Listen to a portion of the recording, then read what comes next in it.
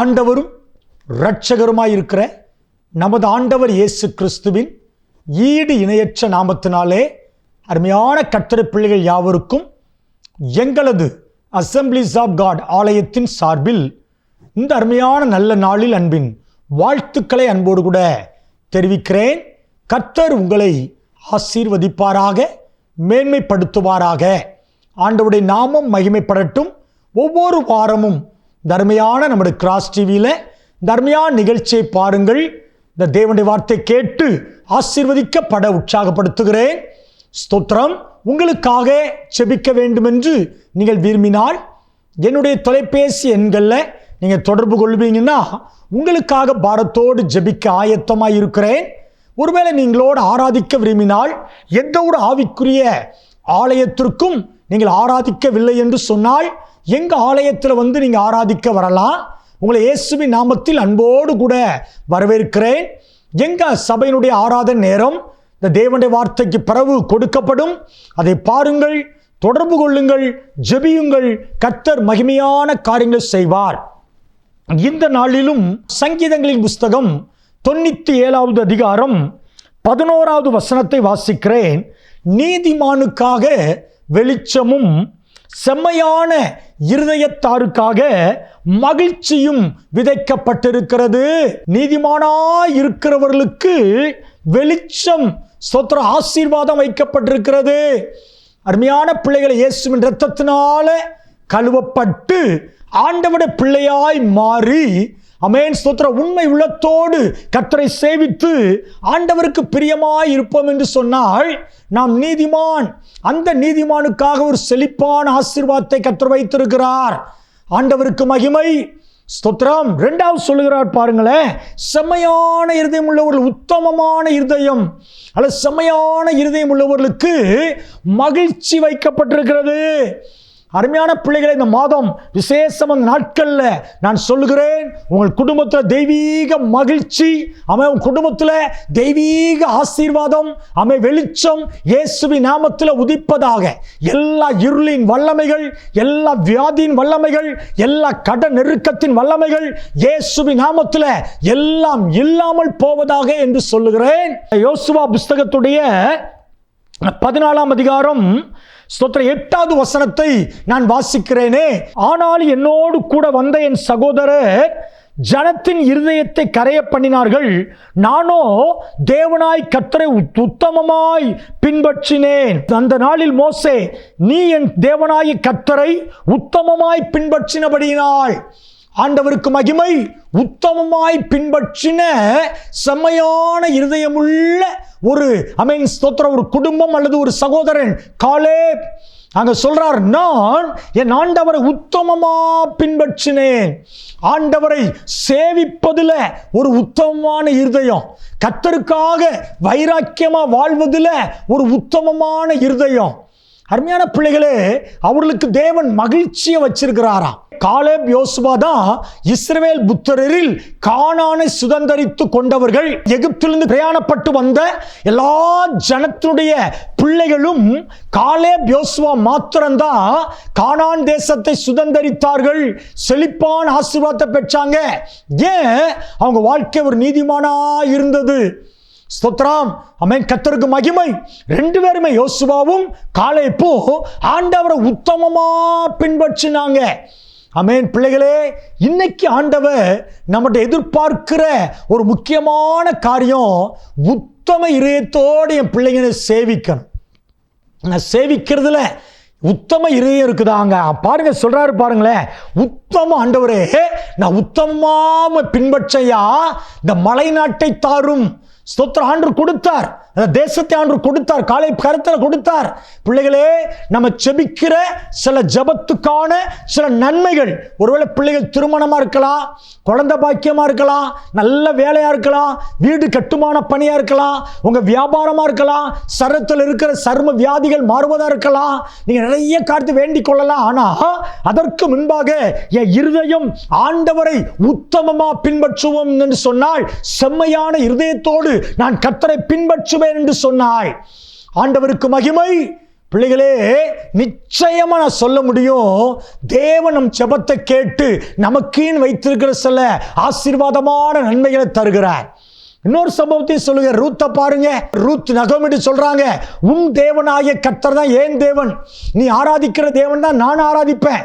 அவ ஆண்டவரை பின்பற்றுவதில், நகோமியோடு கூட எருசலேமுக்கு வருவதில் உத்தமமா உறுதியா இருந்தாள். ஆண்டவரை சேவிக்கிறதுல, ஆண்டவரை ஆராதிக்கிறதுல, ஆண்டவரை பின்பற்றுவதில் உத்தமமா இருந்தாங்க. இன்னைக்கு நம்ம வெளித்தோற்றம் அல்ல, நம்ம வெளித்தோற்றத்தை பொறுத்து ஆட்களை எடை போட்டுருந்தோம். ஆனா ஆண்டவர் உத்தமமா இருக்கிறானா? இன்னொரு உதாரணம் தாவீதை குறித்து சொல்ல முடியும். தாவீதை பாருங்க. சவுல் ராஜா என்கிற ஸ்தானத்தை இழந்ததுனால தாவீதை கர்த்தர் அபிஷேகம் நினைத்தார், விருப்பப்பட்டார். ஏன்னா தாவீது இருதயம் ஆண்டரோடு கூட உத்தமமா இருந்தது. தாவீதை பார்த்து ஆண்டு சொல்லுகிறார், பிரியமானவன் என்று சொல்லுகிறார். அருமையான பிள்ளைகளை யோசித்து பாருங்க. ஆனா தாவீது சூழ்நிலை என்னன்னு சொன்னா, தாய் தகப்பன் கூட மறந்துட்டாங்க. சாமுவேல் வீட்டுக்கு வராரு, ஒரு பெரிய தீர்க்கதரிசி. ஆனா இவரோ வனாந்தரத்தில் ஆடுகளை மேய்க்கிறார். தன் கொடுக்கப்பட்ட பொறுப்புல உத்தமமா இருந்தார். அது மாத்திரமல்ல, தாய் தகப்பன் மேல அவங்க சொன்ன பணியில அவர் உத்தமமா இருந்தார். வனாந்தரமா இருந்தால் ஆராதிப்பதில் உத்தமமா இருந்தார். இன்னைக்கு சின்ன பிரச்சனை வந்தா, குடும்பத்தில் போராட்டம் வந்தா, நம்ம ஆலயத்தை விட்டுருதோம், ஆராதனையை விட்டுறோம், ஜெபத்தை விட்டுருதோம். நம்ம ஜெபம் என்ன செய்ய? பிள்ளைகளே, சோர்ந்து போயிருக்கிறோம். உத்தம இருதயம் மாறிடுது. அருமையான பிள்ளைகளை யோசித்து பாருங்க. பிரச்சனை வந்தா சாப்பிடாம இருக்கமா? இல்லையே. பிரச்சனை வருது, வேலைக்கு போகாம இருக்கமா? இல்லையே. பிரச்சனை வருது, ஊரை விட்டு வெளியே போறோம்? இல்லையே. பிரச்சனை சமாளிக்கும் இல்லையா? ஆனா பிரச்சனை வந்தா மாத்திரம் உடனே ஆலய ஆராதனை வேண்டாம், ஊழியம் செய்ய மாட்டேன், ஸ்தோத்திரம், அவன் செபிக்க மாட்டேன், வேதம் வாசிக்க மாட்டேன். நான் எப்பவும் சொல்லுவேன், ஆண்டவருக்கு ஒரு நட்டமும் இல்லை. உலகத்தில் 750 கோடி ஜனங்கள் இருக்கிறாங்க. நம்ம ஒருத்தரோ 2 பேரோ கோபப்பட்டா அவருக்கு நட்டமே கிடையாது. நட்டம் எல்லாம் நமக்கு தான். அவர் மேல கோபப்பட்டு ஆலயத்துக்கு போகலன்னா உங்க பாஸ்டருக்கோ ஆலயத்துக்கோ நட்டம் இல்லை. அருமையான கர்த்தர் பிள்ளைகளே, ஆண்டவருக்கு எல்லா அளவுக்கும் நட்டம் இல்லை, உங்களுக்கு தான் நட்டம். ஆண்டவர் ஆராதிக்காம இருக்கிற நமக்கு தான் வேதனை, பிரச்சனை, கண்ணீர், புலம்பல். இன்னைக்கு ஆண்டவர் சேவிக்கிறதுல உத்தமமா இருப்போமா? ஆண்டவரே ஸ்தோத்திரம். ரூத் ஆண்டவரை சேவிக்கிறதுல உத்தமமா இருந்தாங்க இல்லையா? தாவீது ஆராதிப்பதில் உத்தமமா இருந்தார் இல்லையா? அவர் வேலையில உத்தமமா உண்மையா இருந்தார் இல்லையா? அவங்க மன விருப்பத்தை எல்லாம் நிறைவேற்றினார். நான் இப்படி சொல்றேனே, ஸ்தோத்திரம், தாவீதுக்கு எல்லாளவு கூட ராஜாவா வந்துருவோன்னு எல்லாளவு கனவுட வந்திருக்காது. ஆனா வனாந்தரத்தில் அவர் இருதயத்தை பார்த்த ஆண்டவர், ஸ்தோத்திரம், அவர் ராஜா என்கிற ஸ்தானத்தில் உயர்த்தினாரே. நாம் ஆராதிக்கிற தேவன் நம்ம இருதயத்தை பார்க்கிறார். அங்க சொல்லப்பட்டிருக்கிறது, மனுஷன் முகத்தை பார்க்கிறான், கர்த்தரோ இருதயத்தை பார்க்கிறார். பிள்ளைகளே, ஸ்தோத்திரம், அவர்கள் என்ன இருக்குது? மகிழ்ச்சி விதைக்கப்பட்டிருக்கிறது. அழகா சொல்றார், செம்மையான இருதயம் உள்ள ஒரு மகிழ்ச்சி. நான் சொன்னேன், ரூத்துடைய வாழ்க்கையில மகிழ்ச்சியை தேவன் கொடுத்தார். தாவீது ராஜா வாழ்க்கையில ஒரு மகிழ்ச்சியை கொடுத்தார். அரசாங்கத்துல ஒரு அரியணையில் ஏற்றி மகிழ பண்ணினார். ஆண்டவருக்கு மகிமை. சாலமோன் ராஜாவின் மூலமாய் ஆலயத்தை கட்டி மகிழ பண்ணினார். பிள்ளைகளே, என் இருதயம் தேவனுக்கு முன்பாக செம்மையாக இருக்கட்டும். பாருங்க, இன்னொரு சம்பவத்தையும் நான் சொல்லுவதற்கு விருப்பப்படுகிறேன். நெகேமியா புஸ்தகத்துல 8ஆம் அதிகாரம் 17வது வசனத்தை வாசிக்கிறேன்.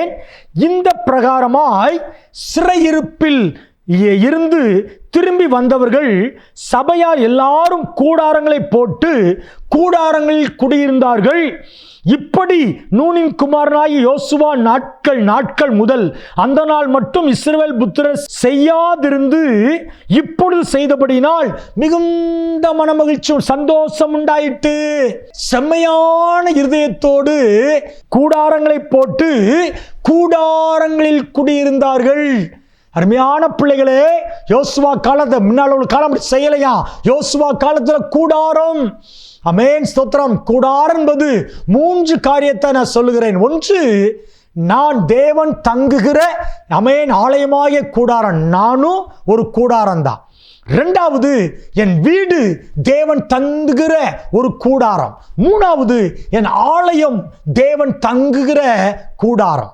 யோசித்து பாருங்க அருமையான பிள்ளைகளே, ஸ்தோத்திரம். நான் இப்படி சொல்றேன், உங்க சரீரம் தேவனுக்கு பிரியமான சரீரமாய் தேவன் தங்குகிற கூடாரமாய் இருக்கணும்.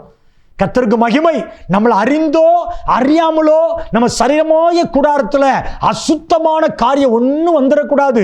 உங்கள் ஆவி, உங்கள் ஆத்துமா, உங்கள் சரீரம் தேவனுக்கு முன்பாக பிழையற்றதாய் குற்றமற்றதாய் இருப்பதாக சொல்லப்பட்டிருக்கு இல்லையா? நீங்க தான் தேவனுடைய ஆலயம் சொல்லியிருக்கிறார் இல்லையா? இரண்டாவது, என் வீடு வீடு ஒரு கூடாரம் தான், பூமிக்குரிய கூடாரம்னு அப்போஸ்தலனாகிய பவுல் சொல்லுகிறார். என் வீடு சுத்தமா இருக்கணும். என் வீட்டில் அந்நிய சக்திகள், விக்கிரகத்தின் காரியங்கள் ஒன்று இருக்கக்கூடாது. சொத்தம் தேவையில்லாத எந்த ஒரு அந்நிய காரியங்கள், அசுத்தமான காரியங்கள் என் வீட்டுக்குள்ள வரக்கூடாது. நான் எப்பொழுதும் திருச்சபை சொல்வேன், நம்ம பயன்படுத்துகிற செல்போன், நான் பயன்படுத்துகிற லேப்டாப், நான் பயன்படுத்துகிறதான யூஸ் பண்ணுறதான ஒவ்வொரு பொருட்கள் மேலேயும் ஆண்டவருடைய ஆசீர்வாதம் இருக்கணும். அசுத்தம் உள்ள வந்துடக்கூடாது. ஆண்டவர் நல்லவர். உங்க வீட்டில் இருக்கிற கம்ப்யூட்டர்ல ஆண்டவருக்கு பிரியமானது இருக்குதா? கர்த்தர் உங்க செல்போன்ல உங்க கர்த்தருக்கு பிரியமானது இருக்குதா? உங்க வீடு ஒரு தேவனுடைய கூடாரம் பிள்ளைகளே. நீங்க இருக்கிற இடம், நம்ம இருக்கிற இடம் மாத்திரம் இல்ல, கர்த்தர் என் வீட்டில் வாசம் பண்ணணும். வசனம் போட்டிருக்கிறோம், நல்லது. பைபிள் இருக்கு, நல்லது. விலையேர்ந்த சோபாக்கள் இருக்கிறது, நல்லது. விலையேர்ந்த பொருட்கள் இருக்கிறது, நல்லது. ஆனா தேவன் வரலன்னா அதெல்லாம் ஒண்ணுமே இல்லையே. யோசித்து பாருங்க. அப்பா, என் சரீரமாய கூடாரத்தை நான் பரிசுத்தமா பாதுகாத்து கொள்ளுவேன், அதில் கவனமாக இருப்பேன். ரெண்டாவது, என் வீட்டுக்குள்ள நான் எப்பவும் சொல்றேன் பிள்ளைகளே, என் வீட்டுக்குள்ள குறை சொல்லவோ, குற்றச்சாட்டவோ, வீணா கதை பேசவோ யாரையும் அனுமதிக்காதீங்க. அது தேவன் தங்குகிற ஆலயம், தேவன் வருகிற வீடு. என் வீட்டில் தேவன் வந்துட்டு போறாரு. ஸ்தோத்திரம். நான் குடும்ப ஜெபம் பண்ணும்போது, தனியா ஜெபம் பண்ணும்போது, என் வீட்டுக்குள்ள இருக்கும் போது தேவன் வந்துட்டு போறார் இல்லையா? என் வீடு எவ்வளவு முடிந்த அளவுக்கு சுத்தமா இருக்கிறது மாத்திரமல்ல, முடிந்த அளவுக்கு என் வீடு ஸ்தோத்திரம் மகிழ்ச்சியான வீடாய், சந்தோஷமான வீடாய், தேவ பிரசன்னம் நிறைந்த வீடாய், அதுமா எந்த அசுத்தங்கள் எந்த வீட்டுக்குள்ள வராதபடிக்கு என் வீடை நான் பாதுகாத்து கொள்ளணும். மூணாவது, ஆலயமாகிய கூடாரம். ஸ்தோத்திரம். ஆலயத்துக்கு முக்கிய. ஆலயத்தில் கர்த்தர் இருக்கிறார் இல்லையா? அந்த ஆலயமாகிய கூடாரத்தில் அடிக்கடி போகிற பழக்கம். நான் எப்பவும் சொல்லியிருக்கிறேன், நான் வாலிப பிராயத்தில் ரட்சிக்கப்பட்டேன். நான் படிக்கிற காலத்திலையும் சரி, நான் வேலைக்கு போய் சேர்ந்த காலத்திலும் சரி, டெய்லி ஆலயத்துக்கு போகாமல் வீட்டுக்கு போனது இல்லை.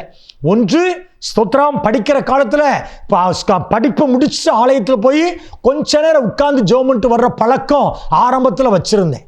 வேலைக்கு போகும்போது ஸ்தோத்திரம் முடிந்து வேலையை விட்டு வரும்பொழுது, எந்த ஷிஃப்ட் ஆனாலும் முடிந்து வரும்போது ஆலயத்துக்கு போகாம நான் ஸ்தோத்திரம் வீட்டுக்கு வருவது இல்லை.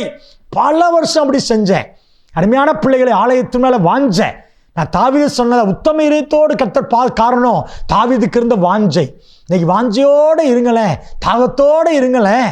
அன்பு பிள்ளைகளே, ஸ்தோத்திரம். இங்க ஆண்டவருடைய வேதம் அழகாக சொல்லுகிறது பாருங்க, நீதிமானுக்காக வெளிச்சம். அப்பா, நான் ஒரு நீதிமானாய் வாழணும்ப்பா. என் வார்த்தை உண்மையா இருக்கணும், என் பழக்க வழக்கம் உண்மையா இருக்கணும். நான் கர்த்தருக்கு நான் பிரியமுள்ளவனாய் வாழணும். திரும்ப சொல்லுகிறேன், நான் கர்த்தருக்கு மட்டும் பிரியமா இருந்தேன்னா கர்த்தர் எனக்காக எல்லாவற்றையும் ஆண்டு செய்திருவார். ஸ்தோத்திரம். ரெண்டாவது, செம்மையா உண்மையா இருங்க. ஒரு காலேப்பை போல, ஒரு ரூத்தை போல, ஒரு நெகேமியாவை போல, ஸ்தோத்திரம், தாவீது ராஜாவை போல உங்க இருதயம் உத்தமமா இருக்கட்டும். மகிழ்ச்சியினால நிறைப்பார். உங்க தேவை சந்தித்து உங்களை கர்த்தர் கனம் பண்ணுவார். உங்களுக்காக ஜெபிக்கட்டா? உங்க தேவைக்காக ஜெபிக்கிறேன், உங்க வியாதி மாற ஜெபிக்கிறேன். கர்த்தர் அற்புதமான காரியங்கள் செய்வார். ஒரு பார்த்துக்கிட்டு இருப்பீங்கன்னா வியாதிப்பட்ட இடத்துல கூட கையை வச்சுக்கோங்க. பிதாவே, அன்பின் ஆண்டவரே, இயேசுவின் நாமத்தினாலே அப்பா, நீதிமானுக்காக ஆண்டவரே வெளிச்சம், செம்மையான இதமுள்ளவர்களுக்காக ஆண்டவரே மகிழ்ச்சி விதைக்கப்பட்டிருக்கிறது. தாவீது ராஜாவை குறித்தும் ரூத்தை குறித்தும் ஆண்டவரே ஸ்தோத்திரம், நெகேமியா ஆண்டவரே காலத்தில் நடந்த சம்பவங்களை குறித்தும் ஆண்டவரே சொல்லி ஜனங்களை உற்சாகப்படுத்தியிருக்கிறேன். இயேசுவின் நாமத்தினாலே தகப்பனே, ஒவ்வொரு பிள்ளைகளுக்கு ஆண்டவரே வீட்டையும் வெளிச்சம் உதிக்கட்டும். ஒவ்வொரு பிள்ளைகளோட வீட்டிலையும் ஆண்டவரே ஆண்டவருடைய ஆசீர்வாதம் ஆண்டவரே ஒரு மகிழ்ச்சி விதைக்கப்படட்டும் என்று சொல்லுகிறேன். சரத்துல வியாதிகள் மறைந்து போகட்டும், வேதனைகள் இல்லாமல் போகட்டும். பிள்ளை கை வச்சு ஜெபிக்கிறாங்க. எந்தெந்த இடத்துல கை வச்சிருக்கிறாங்களோ அந்த கையில இருக்கிற ஆண்டவரே கை வச்சிருக்கிற அந்த பகுதியில் இருக்கிற எல்லா வியாதிகள், எல்லா கட்டுகள், எல்லா போராட்டங்கள், எல்லா வியாதிகள் இயேசுவின் நாமத்தில் நீங்கட்டும். தேவைகள் இருக்கணும், சந்திங்கப்பா. கடனோ வியாதியோ நெருக்கமோ போராட்டமோ எல்லாம் எங்களை பிள்ளை விட்டு மாறட்டும். எங்களுக்காக மகிழ்ச்சி விதைக்கப்பட்டிருக்குப்பா. மகிழ்ச்சியை பெற்றுக்கொண்டு அனுபவிக்க கிருபதாங்க.